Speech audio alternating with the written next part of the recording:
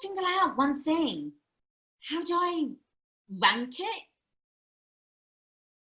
I've had days where I have loved many things in the morning and hated love itself in the afternoon. I've loved sushi with as much gusto as I've loved hating it on occasion. I've loved cricket. My dad and I bonded over his love of the game and my tolerance of it. I loved school. The camaraderie and contention that surfaced during the group work, the incompatibility between my eagerness to do my best and my will to procrastinate, wait till the last moment. I loved my law and ethics class. And him. I loved him, always him. Every girl in the ethics class openly swooned over the man, our James Bond professor. I confess I was a mess. And surely he had a notion to fraternise with one of his students before. Opportunities he saw. There must have been a few along the years who brazenly threw themselves at him. Groupies? Yeah, I loved him, but I was annoyed by the craze phenomenon of the band of eager women swooning over his tone, and it's the way he pointed to the whiteboard and the lingering at the scent of his cologne. I wasn't cut out to be a groupie, not me. The absurdity of being overwhelmed, encouraged by the way that somebody dressed or ordered their eggs. It was graduate school after all.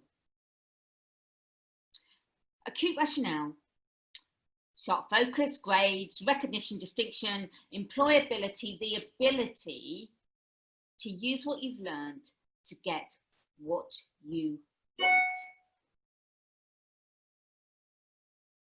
I shelved my over-enthusiastic disposition for the next season of Game of Thrones. More Jon Snow, more Drogon, less Terry, Dracarys, Dr. Terry. But yes, he made me swoon as well. His image was the daydream. My skillfully procrastinate mind threw at me while I tried to finish my assignments. Dracarys. When my subliminal motivation to submit a great paper was more to be his star student than for my own academic gain, Dracarys.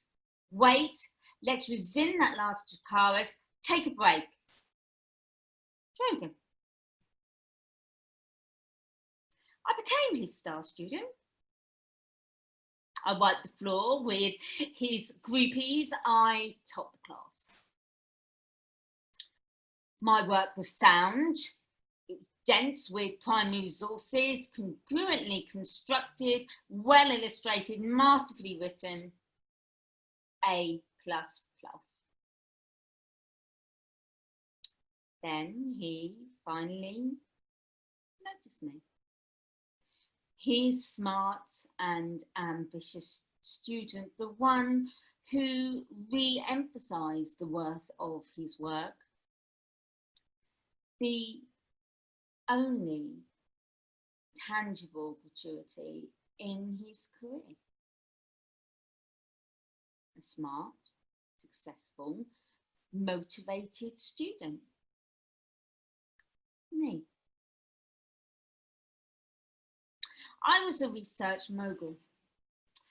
I became well read, I volunteered on campus, I joined debate panels broadcasted for the university radio station. I found myself immersed in my best student life, something for him to be proud of, for me to be proud of, for me. I enjoyed the radio broadcasting. I revelled in the schoolroom competitiveness. I welcomed the challenge of each class and its assignments. I loved my academic success. What a scholastic sensation I was. I loved it. I loved this me.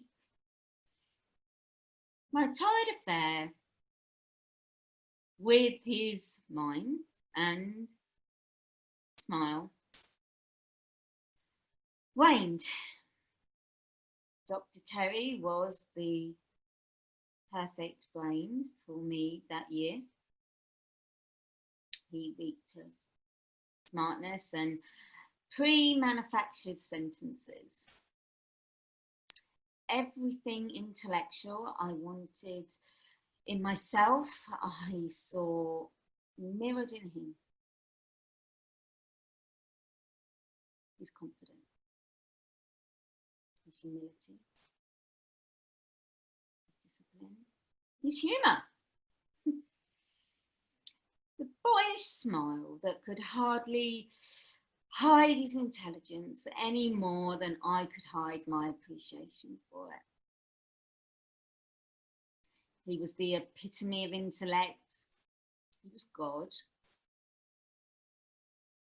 And his intellect gave mine a win, a distinctive pass. I was knighted, my conviction carried itself, my love of learning roared, my longing for him tortured.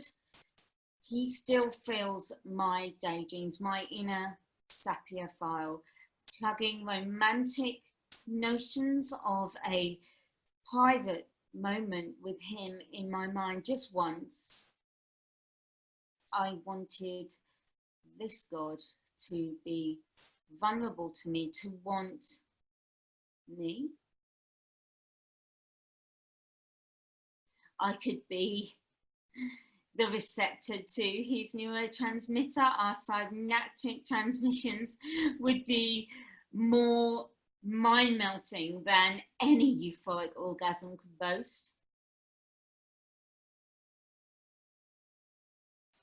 How could I not love